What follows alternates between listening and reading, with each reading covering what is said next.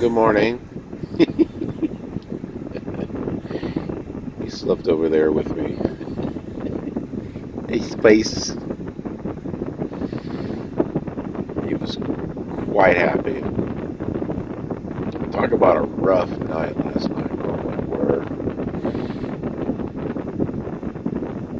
And then I was looking at my clock. It's like a 10-hour reset has already happened. I'm like, wait a minute. How's that? I mean, I calculated and I realized, oh yeah, I have been logged off for at least 2 hours when I was at the shipper and then the PC, personal conveyance. So yeah, there is all that, so that's why it had reset. But nevertheless, I'm going to get up. We're going to get ready to go. Hi, Spice. Yep. So am I going to be light side or dark side? I don't know. That's what I'm having for breakfast. Went ahead and did the brake test as far as the air pressure and the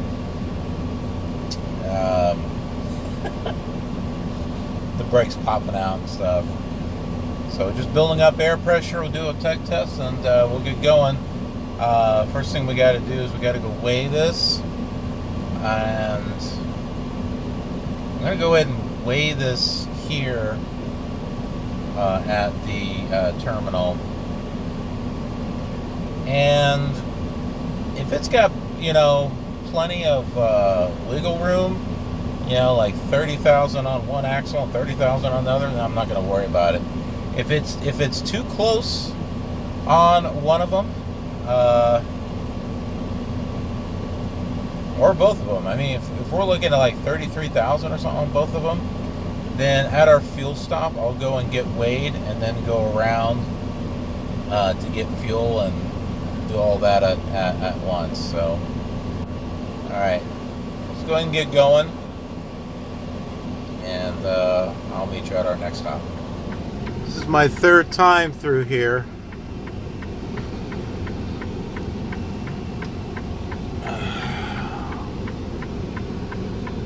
And there's no paper to print it out either.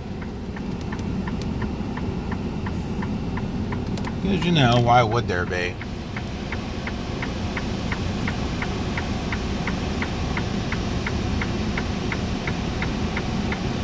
Alright, so 20 pounds over on my steers. So I don't understand why that's always the case. It was around 33,000. Holy crap, you gotta be kidding me. What the hell? This is all completely off. That's not... Oh, hell no, that's not right. Okay, I don't think I was on the scale all the way and it was kind of off. I'm using that mirror right there to kind of show me where I'm at on that side with the line. So you may want to use that. That might actually help.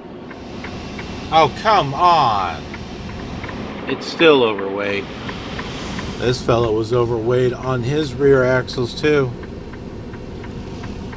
Oh, well, let's wait till this guy gets off.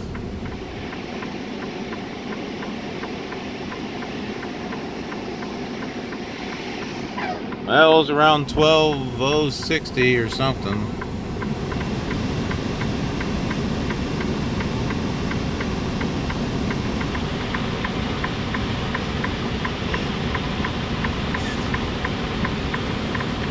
That's pretty close. I think we're okay though.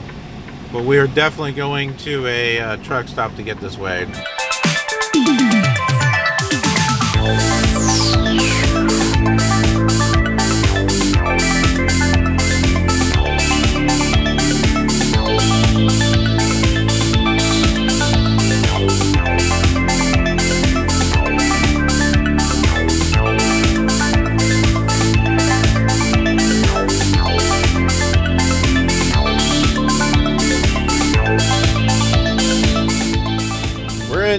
Eloy, Arizona. This is the Flying J.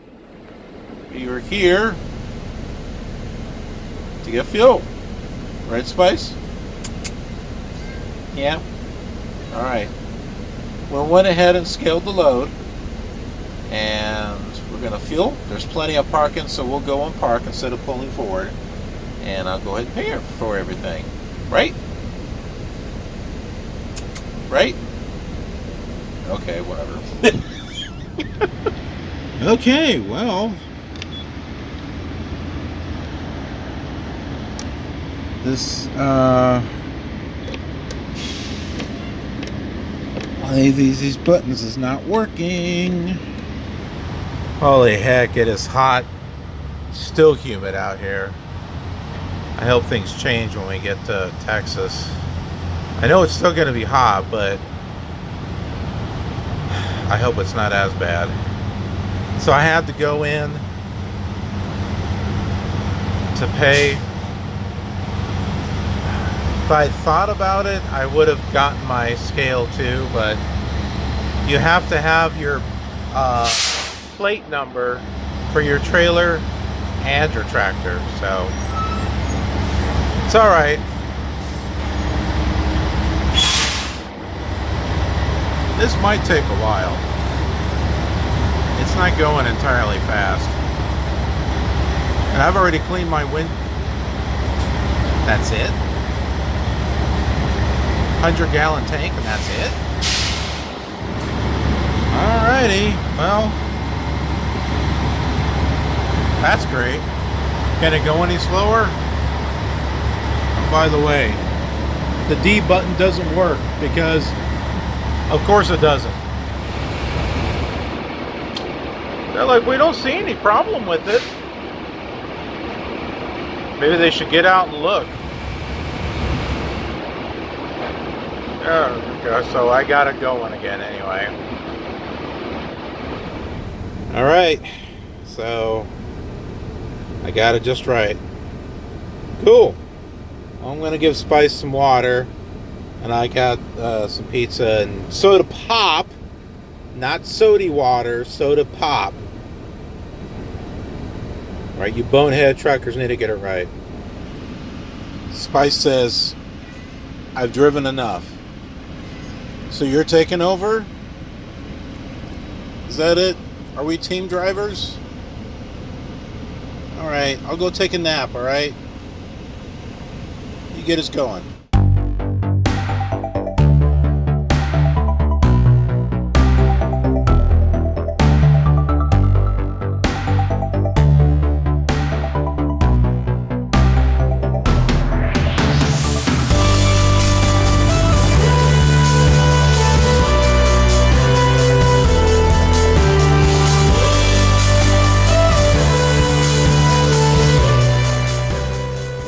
Brake spot.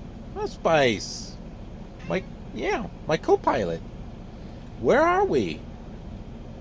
I don't know. You gonna get out and look? I'm gonna get up and stretch. That's what I'm gonna do. We're here at one of my favorite stops, the Deming Truck Terminal. Yeah, you are the first kitty in our family to go out of state. Well, one of the first boys anyways. Our previous kitties who are no longer with us, they went out of state.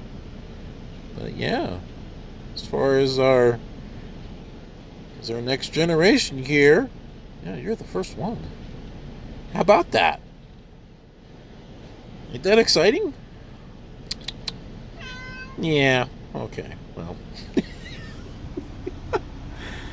Yeah, we're going to take a little break here. Oh, hi. Did you have a good nap?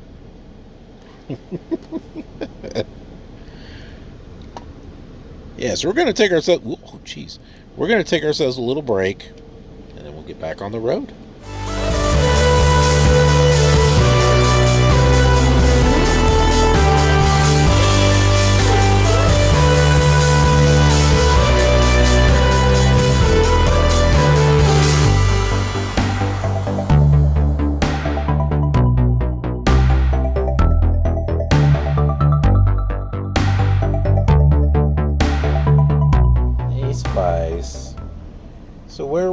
that? We're in Van Horn. We're at a place called Sam's Truck Stop. Little mom and pop place. Tons of parking. There are tons of parking. There's still parking over on one side. I went over into the spillover side. Plenty of parking. Just fine. So let me show you. Get out and look. Spice right there. But do you see it out there? There's room. There's the road like right here. And so there's still spots way back there. I parked next to a car carrier, so there's plenty of spots here. So put this on your list of favorites. Sam's Truck Stop in Van Horn, Texas. Spice and I are gonna have dinner tonight.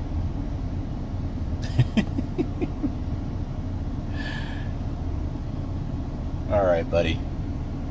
Let's get some stuff ready. All right. Hey, Spicy. Yeah, did you take my spot? Yeah. You want to say hi? Say hi to the family? Oh, I'm sure they miss you.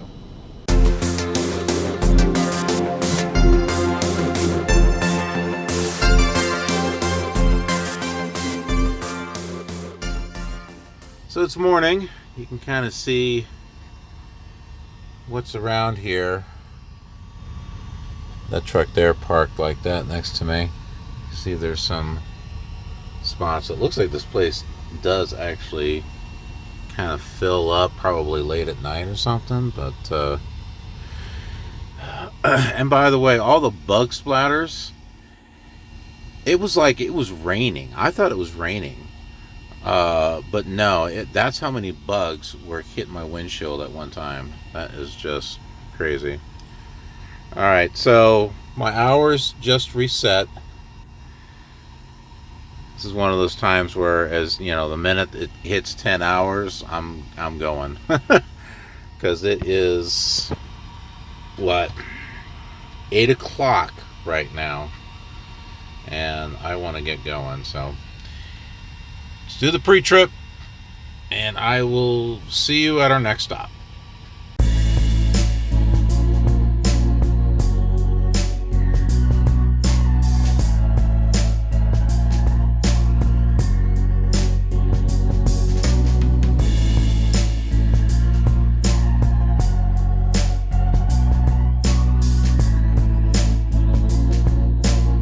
We're at a rest stop here.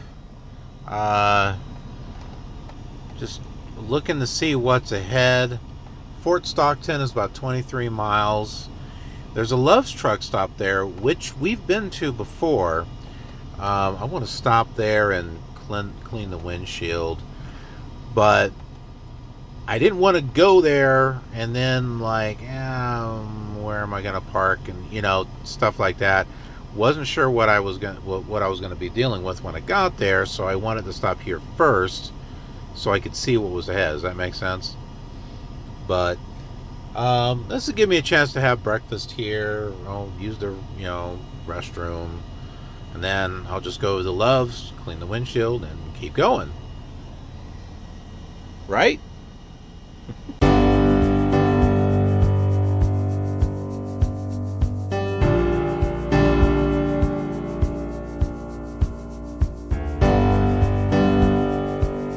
Okay, we're here at Sonora, Texas. We're on the crossroads, I guess, yeah, of the I-10 and Highway 277. Now, the Garmin is telling me to go to San Antonio and then go to south to Laredo. That is over 100 miles more. It's probably a smoother route, but Google Maps is telling me to take the diagonal route, the 277 to Laredo. And you remember what I told you? I use Google Maps as a tiebreaker. Hey, Spice. I use Google Maps as a tiebreaker. It's going to be a 4-hour drive, no brakes. Because there's nothing along the way. So we're going to stop here. There is a Tejas Taco here. So it's like 1:25 Central Time. But I don't know. Could use a good taco, I guess. So let's go get a taco. What do you think, Spice? Huh? Yeah, go get a taco? Look at the mess you're making down here with all your litter. Oh my word. I gotta vacuum this stuff up. You all messy. Messy, messy, messy. Ooh. It's dirty. He's all dirty. Sergeant Sam, shut up. Make me. We're back there somewhere. Anyway, I'll be back with you.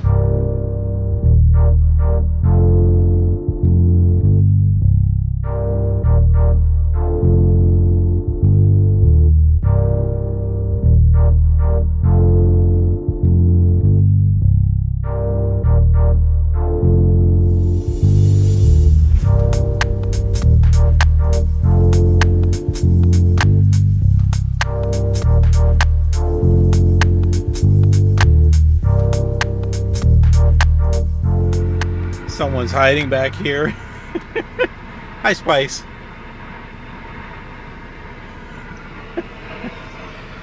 I think he found his spot. Well, I didn't get Tejas Taco. The lady was telling me the meat was dry and she wasn't. We have Chester's over there, is what she said. I didn't want Chester's chicken. So I got myself these. A Fiesta mix. I thought this was kind of a neat thing. I hadn't seen that before. Chicken Caesar wrap. This is new. Never seen. No, I'm kidding. But I have not seen cherry Sprite before. So that was kind of different. So, yeah. Alright, so we're going to go down the 277 on the way to Laredo. Going to be a long drive. 4 hours and 44 minutes, 244 miles. That's why I'm taking a break now. So, well, I'll see you at the Laredo terminal.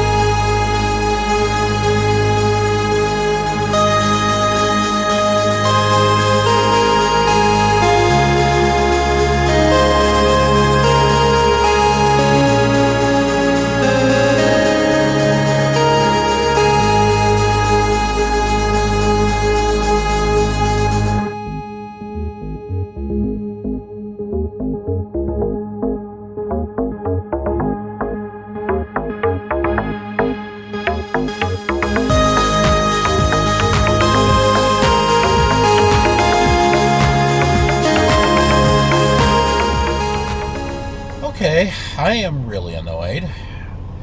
So, we're back at the I-10 at Segovia, Texas. On a good point, I found myself a truck stop that looks like it's gonna have plenty of room. So I've got a new little hidey hole, I think. I'll keep an eye on it at night and just see. I decided to just park over here. It's kind of like the one place that we went to, and I forgot the name of it, but I parked over here on the edge. So what happened? Well, one, the fuel gauge low warning light came on. So I called my driver leader. I say, hey, it's under 1/8 of a tank, and I'm headed to Laredo. I don't know if I'm going to make it in time. I'm not going to make it. And he said, like, why are you going to Laredo? And I said, well, that's my fuel stop, and I was going to go ahead and shut down there. Oh no, that's not a good fuel stop. Then why did they dispatch me on that? Well, it's not a good fuel stop. Okay, well, who screwed up? It wasn't me. I can't do my job effectively if they can't do their job. So what? Who takes accountability for that? Who's going to take accountability for a screw up like this? Their hours aren't the ones being wasted.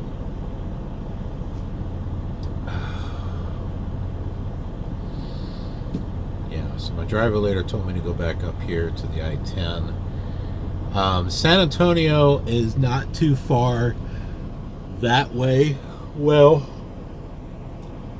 it's in that direction, and there was a road that would take me over to San Antonio.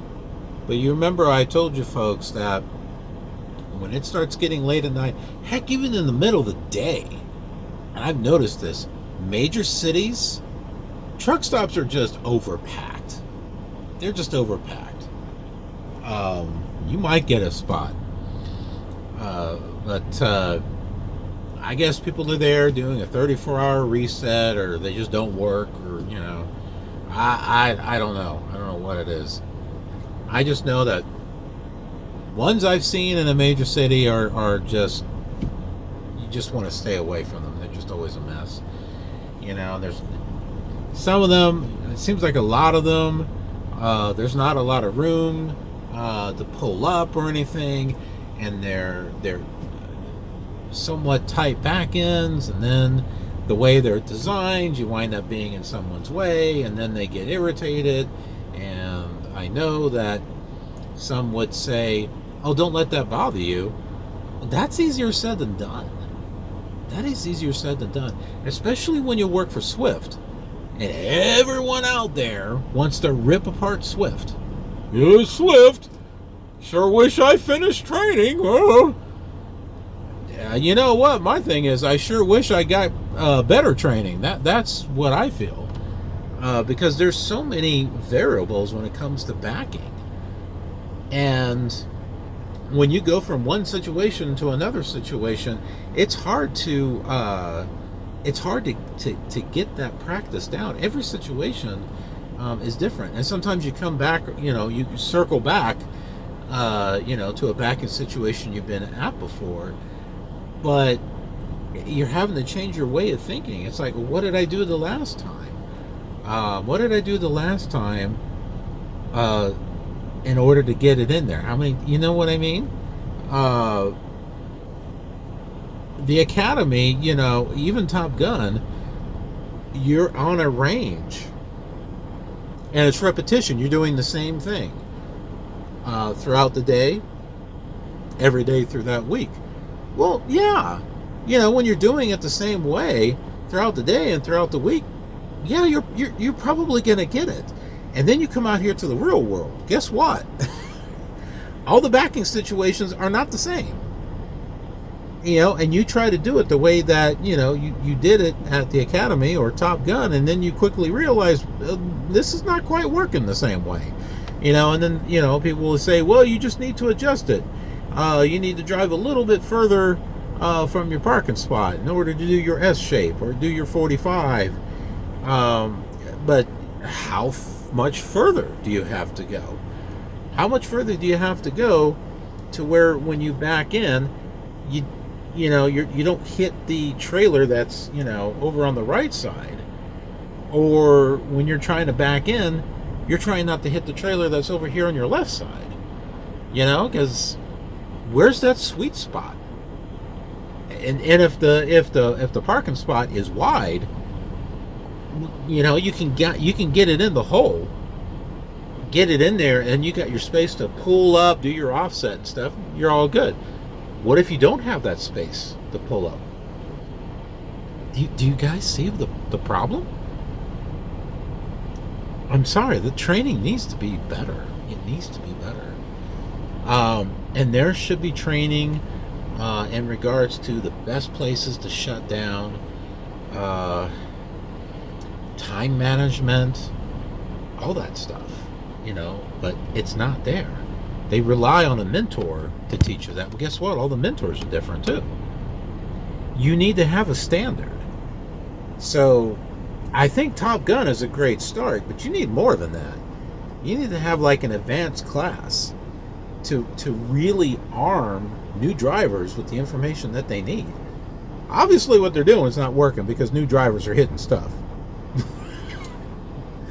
Especially when there's a message saying, drivers, we're having more accidents. Be sure you get out and look. And I told you folks before, get out and look. You know what? I bet they are getting out and looking. And they're realizing, well, that's a tight spot. I don't know if I can get it in there. They get in and out, a dozen times. Maybe even more. Heck, I've gotten out like 20, 30 freaking times. And they say, well, don't do something that you don't feel safe with. And yet, with this load, I wanted to do a T-call at Laredo and just grab a load and go back home. And I'm told, well, no, we don't have anyone that's going to do a local load like that, so you're just going to have to do it. What if it was a load I didn't feel safe with? What if it was a load I didn't feel safe with? I'm just going to have to do it. No wonder drivers are hitting things. Because and this is not the first time that I've been in a situation where, I'm just kind of like, you know what, I don't know about this situation. I think we need to get a more experienced driver. No, they look into it and they're like, well, no, we can't do anything. Just get out and look.